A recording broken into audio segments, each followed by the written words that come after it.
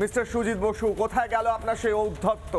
এর আগে যখন রিপাবলিক আপনাকে বিভিন্ন ইস্যুতে প্রশ্ন করতে গিয়েছে, যখন আপনি দেরিতে পৌঁছেছেন, কোথাও আগুন লেগেছে, কোথাও প্রাণহানি হয়েছে, কোথাও সম্পত্তি হানি হয়েছে, আপনি ঔদ্ধত্যের সঙ্গে এড়িয়ে গিয়েছেন, উত্তর দেননি। অথবা মানুষ যখন আপনার কাছে অ্যাপ্রোচ করতে গিয়েছে, তারা আপনার ঠিকইও পায়নি। আপনি এত উঁচুতে বসে থাকতেন না, নিজেকে উঁচু ভাবতেন মিস্টার সুজিত বসু, যে আপনি ভুলে গিয়েছিলেন যে বাস্তব পরিবর্তন হতে থাকে।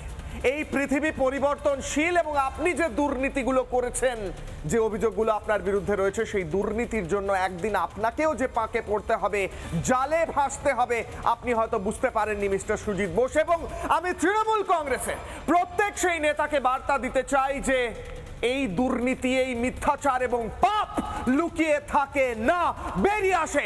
আজ সুজিত বসু, কাল কে? সেই প্রশ্ন হয়তো তৃণমূলের মধ্যেই নেতাদের মাথায় কুরে কুরে খাচ্ছে। প্রথমে বিশেষ প্রতিবেদন, তারপর হাই ভোল্টেজ ডিবেট। দেখুন। ममता के गुंडों की बंगाल की जनता के सामने कोई मजाल नहीं। 4 तारीख के बाद उल्टा लटका कर सीधा करने का काम करेंगे। বিধানসভা নির্বাচনের প্রচার পর্বে বাংলা থেকে দুর্নীতির বিদায় আর দুর্নীতিগ্রস্তদের শাস্তি দেওয়ার কথা ঘোষণা করেছিলেন কেন্দ্রীয় স্বরাষ্ট্রমন্ত্রী অমিত শাহ। বিজেপি সরকার ক্ষমতায় এসেছে 1 সপ্তাহ হয়নি। এরই মাঝে তৃণমূলের হেভিওয়েট ঢুকেছে শ্রীঘরে। মমতার প্রিয় রাজ্যের প্রাক্তন দমকল মন্ত্রী সুজিত বসুর দুহাতেই লেগে রয়েছে দুর্নীতির কালি।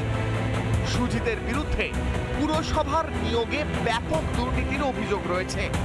তৎকালীন দক্ষিণ পৌরসভার ভাইস চেয়ারম্যান ছিলেন এই সুজিত বসু, এবং সেই সময় 329 জনের বেআইনিভাবে চাকরি হয়েছিল। দলকে সরাসরি টাকা দেওয়া হয়েছে, নাকি নিজের ছেলে অর্থাৎ পুত্র সমুদ্র বসুর যে ব্যবসা রয়েছে, হোটেল রয়েছে, সেখানে টাকা খাটানো হয়েছে, নাকি ফ্ল্যাট কেনা হয়েছে, একাধিক কিন্তু সূত্র এই মুহূর্তে উঠে আসছে।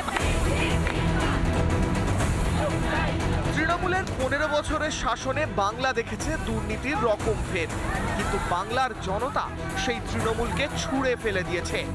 এবার বাংলায় দুর্নীতির বিরুদ্ধে জিরো টলারেন্স সরকার।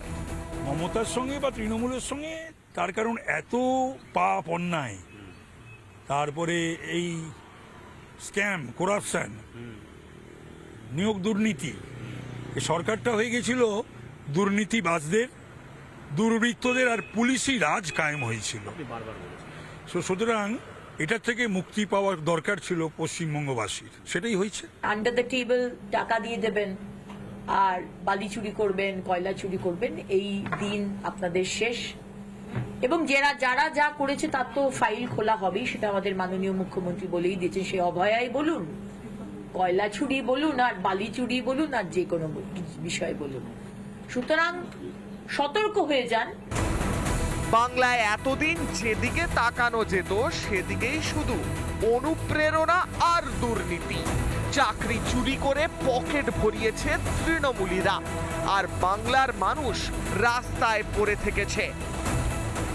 কিন্তু বাংলা এবার বদলাবে, বাংলা এবার বদলাচ্ছে। আর নয় দুর্নীতি আর তোষণ, এবার বাংলায় উন্নয়নের শাসন। রিপাবলিক বাংলা। নানা ধরনের কন্টেন্ট দেখার জন্য লাইক করুন, শেয়ার করুন আমাদের ফেসবুক পেজ, সাবস্ক্রাইব করুন আমাদের ইউটিউব চ্যানেল। পাশাপাশি অন্যান্য ব্রেকিং নিউজের জন্য অবশ্যই চোখ রাখুন রিপাবলিক বাংলায়।